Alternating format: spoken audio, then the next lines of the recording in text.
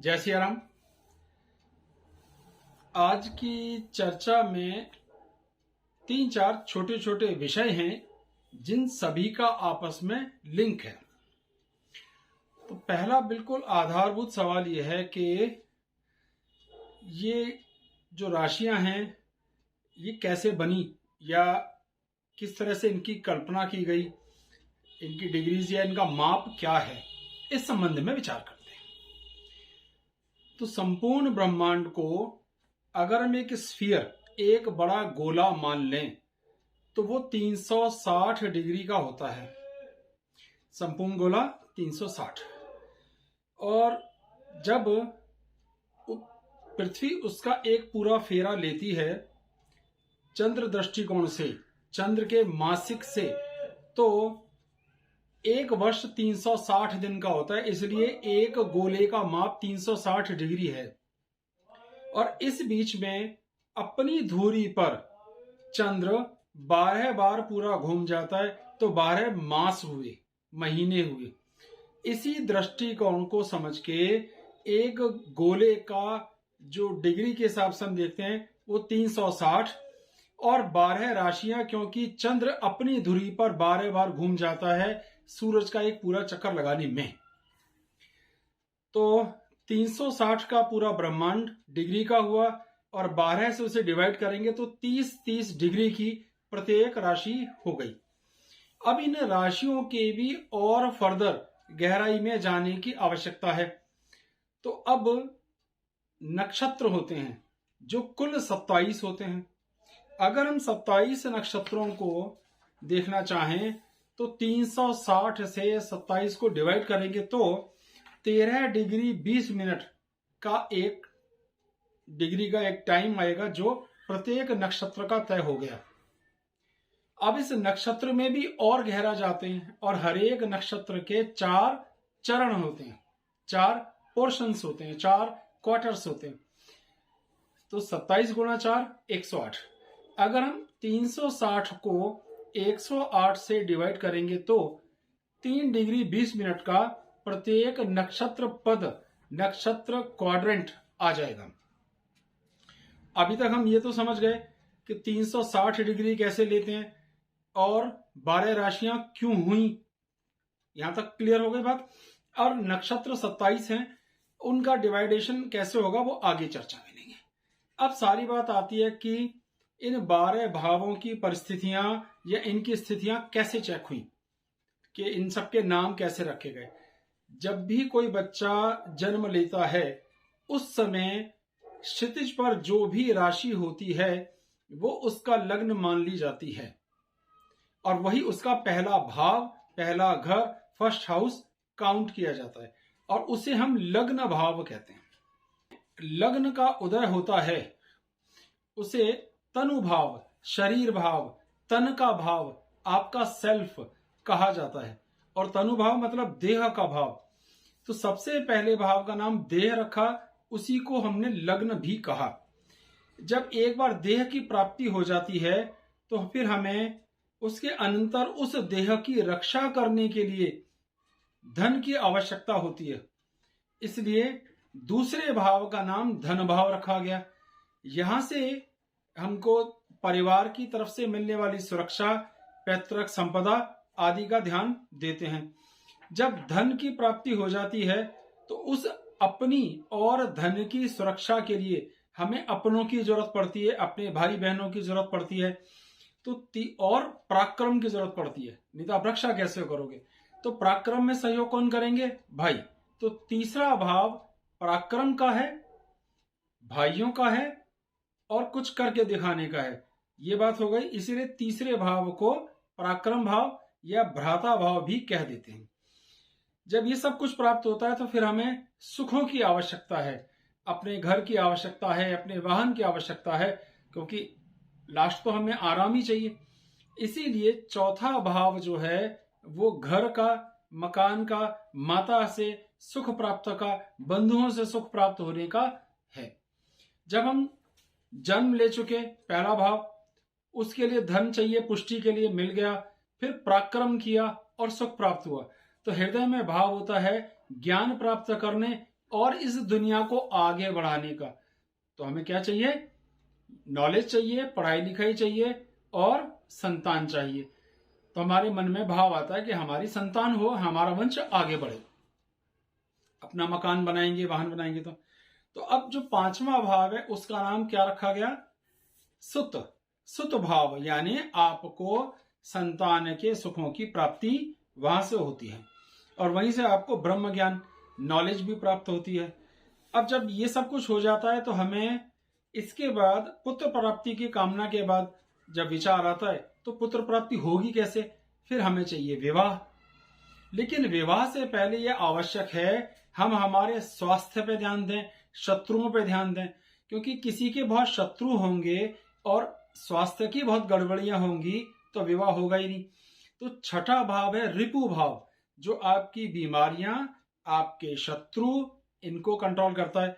तो अगर हम रोगी ना रहें, अगर हमारे शत्रु कंट्रोल में हो या ना हो, तभी कोई अपनी पुत्री हमें देगा।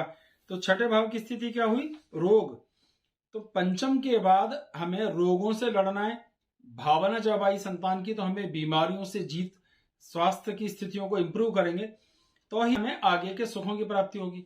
अब जब हम शत्रुओं से पार पा लेते हैं, शत्रुओं से जीत जाते हैं या समस्याओं को समझ लेते हैं, स्वास्थ्य का ध्यान करते हैं, तो फिर हमें, जब हम रोग मुक्त हैं, समस्याओं से मुक्त हैं, पराक्रम कर रहे हैं, अपना मकान वाहन है, ज्ञान है, तो फिर हमें इस सुख को और बढ़ाने के लिए जीवन साथी की आवश्यकता है।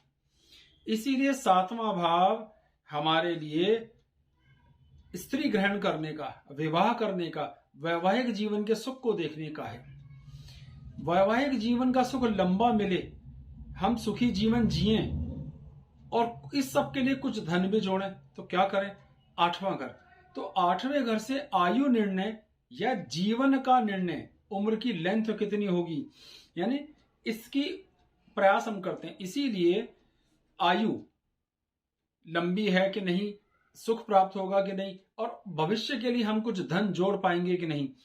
तो आठवां भाव है मृत्यु से बचने, जीवन को लंबा होने।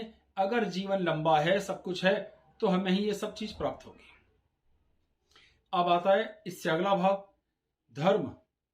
अब रूल ये कहता है कि आयु की वृद्धि हो रही है तो मृत्यु अपने आप कम हो रही है, और मृत्यु नहीं होगी, उम्र होगी, वैवाहिक जीवन भी है, तो फिर हमें धर्म की आवश्यकता होती है, जिससे सात्विकता बढ़े, आशीर्वाद मिले, ईश्वर की कृपा प्राप्त हो, और ज्ञान प्राप्त करने का वास्तविक लक्ष्य तो ईश्वर की प्राप्ति ही है।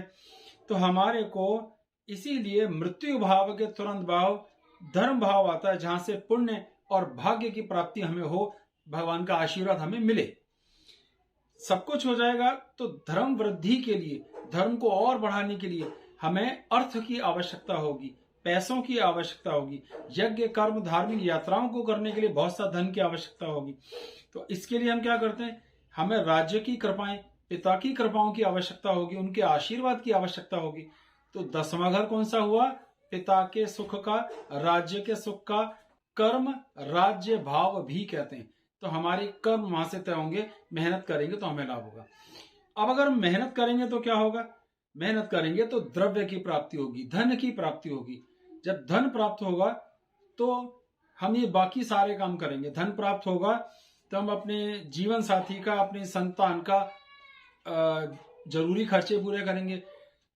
ईश्वर की कृपा प्राप्त करने के लिए धार्मिक यात्राएं, यज्ञ इत्यादि करेंगे। माता पिता की सेवा के लिए खर्च कर पाएंगे।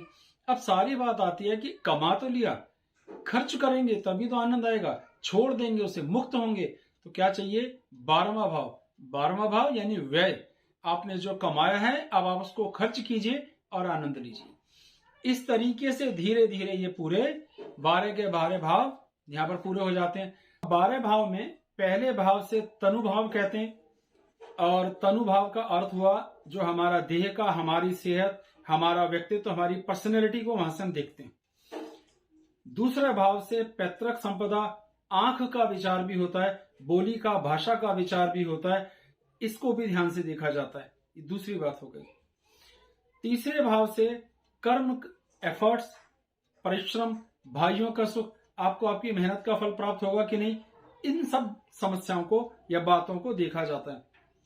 चौथे घर से मां का, मातृभूमि का, विदेश गमन का, उच्च शिक्षा का, वाहन का सुख देखा जाता है। तो मकान, वाहन इत्यादि का सुख यहां से हम देखते हैं। पांचवें भाव से बहुत सी चीजें देखते हैं जिसमें संतान मुख्य है। तो संतान का, ज्ञान का, हमारे डाइजेशन का यानी पूरा पाचन तंत्र को, हमारी विचारशीलता को, किसी भी मुद्दे पर मनन करने और विचार रखने, सलाह देने, इन सब चीजों को पांचवें घर से देखते हैं। छठे घर से शत्रु, कर्ज लोगे या कर्ज दोगे, शत्रुओं का सेटलमेंट करोगे या शत्रु तुम पर हावी होंगे, शत्रु हंता बनोगे या शत्रु से दबने वाले बनोगे, इसका विचार छठे भाव से किया जाता है। बीमारियां वहीं से सारी देखी जाती हैं। सातवां भाव जीवन का सुख, व्यवहारिक सुख, वैवाहिक सुख, जीवन स्तर का आनंद, ससुराल, ससुराल वालों से आनंद और सुख की स्थितियां यहां से देखी जाती हैं। आठवें भाव से ससुराल से मिलने वाली संपदा, वो जमा पूंजी जो आपने अपनी अगली पीढ़ी के लिए जोड़ी, वो कुछ ऐसी गूढ़ विद्याएं जिसमें आप एक्सपर्ट होने के लिए प्रयास कर सकते हैं, आपकी लंबी उम्र और ऐसी यात्राएं जिसमें समुद्र पार करना पड़ता है, इन सभी बातों का विचार आठवें भाव से करते हैं। नौवें भाव से धर्म का, पिता का भाव देखा जाता है, भाग्य देखा जाता है, और क्योंकि वो पांचवें भाव से पांचवा है तो संतानों का सुख देखा जाता है। अगला जन्म आपका कैसा हो सकता है, इसका विचार भी यहीं से किया जाता है। 10वां भाव सरकार से मिलने वाले फायदे, राज्य सरकार का फायदा, पिता के आशीर्वादों का फायदा, आपको आपकी मेहनत के बदले में मिलने वाला फायदा, कार्य क्षेत्र, आपका व्यवसाय क्षेत्र, यहां से विचार किया जाता है। 11वें भाव से आमदनी देखी जाती है, पर वो छठे भाव से छठा भाव भी है, ये विषय आगे भी मैं समझाऊंगा। छठे भाव से छठा भाव, तो अर्थ क्या निकला, यहां से आमदनी भी देखते हैं और बीमारियां भी देखते हैं, दोनों चीजों को यहां से देखा जा सकता है। और 12वां घर है व्यय का, खर्च होना, कैसे और कहां खर्च होगा, धर्म की मार्ग में खर्च होगा, धार्मिक यात्राओं पर खर्च होगा, कि कोर्ट में, कचहरी में, जेल में खर्च होगा, अस्पतालों में खर्च होगा, ये सारे खर्चों को, हर तरह के खर्चों को हम 12वें घर से देखते हैं, जिससे कि स्थिति हमें क्लियर हो जाए। अभी पूरे चक्र की सारी स्थितियां वापस रिपीट हो गई। अगर हम ये कल्पना कर लें 12 भाव हैं और 9 ग्रह हैं, तो इनका विभाजन कैसे हुआ, तो एक कहानी के तौर पे समझ लीजिए, सिर्फ कहानी के तौर पे, है ना, समझना आसान हो जाए। सूर्य को राजा समझिए और चंद्र को रानी। तो राजा का एक महल हुआ, रानी का एक महल हुआ, तो 5 नंबर की राशि राजा की है, 4 नंबर की राशि रानी की है। जब राजा और रानी होंगे तो इन्हें संतानों की आवश्यकता होगी, तो 5 के नीचे 6 नंबर आएगा, बुध जो संतान है, राजा का पुत्र, और उधर 4 के नीचे आएगा 3, विलोम क्रम से चलिए, उल्टा चलना है, तो इन दोनों का स्वामी एक ही ग्रह होता है, बुध। इसके बाद धन की आवश्यकता है, आनंद की, क्योंकि कुछ भी चीजों के लिए हमें धन, वैभव की जरूरत पड़ेगी, जीवन साथी के सुखों की जरूरत पड़ेगी, उसे कैसे देखें, तो उसके लिए इधर आ गई तुला राशि सूर्य के नीचे, और दूसरी तरफ आ गई वृषभ, इन दोनों का स्वामी भी एक ही ग्रह है। ऐसा होने पर हमें इनकी रक्षा के लिए कोई चाहिए जो हमारी रक्षा करे, धन की, हमारी और संतानों की रक्षा। वो कैसे होगी, वो रक्षा करेगा मंगल। तो इधर वृश्चिक राशि आई, इधर मेष राशि आई, तो इनकी रक्षा कैसे हुई, मंगल हमारा सेनापति है जो राजा और राजा के परिवार की रक्षा करेगा। मंगल के बाद आता है कि हमें सबॉर्डिनेट ऑफिसर चाहिए, स्टाफ चाहिए जो हमारे लिए और बाकी के सभी कामों को करें। तो इधर आई मकर राशि और इधर आई नहीं, अब हमें गुरु का आशीर्वाद चाहिए, यश की प्राप्ति करनी है, सतमार्ग पता लगाना है। तो यहां पर आई धनु राशि और इधर आई मीन राशि, तो ये दोनों राशियों का स्वामी एक ही ग्रह हुआ जिसका नाम हुआ गुरु। सब कुछ होने के बाद लास्ट में हमें वो स्टाफ चाहिए जो हमारे लिए और बहुत से काम करे। एक राजा अकेला तो सारे काम कर नहीं सकता, तो उस स्टाफ का नाम कैसे देखें, इधर आई राशि, इधर कुंभ, और इन दोनों राशियों का स्वामी कौन हुआ, शनि। तो अगर आप इस तरह देखेंगे तो आपको पता चलेगा कि सूर्य और चंद्र की तो एक राशि है, मंगल की 2, मंगल के बाद शुक्र की 2, शुक्र के बाद आगे बढ़ेंगे तो शनि, गुरु, इन सब की 2-2 राशियां। तो कुल मिलाकर ये राशियां हो गई 12।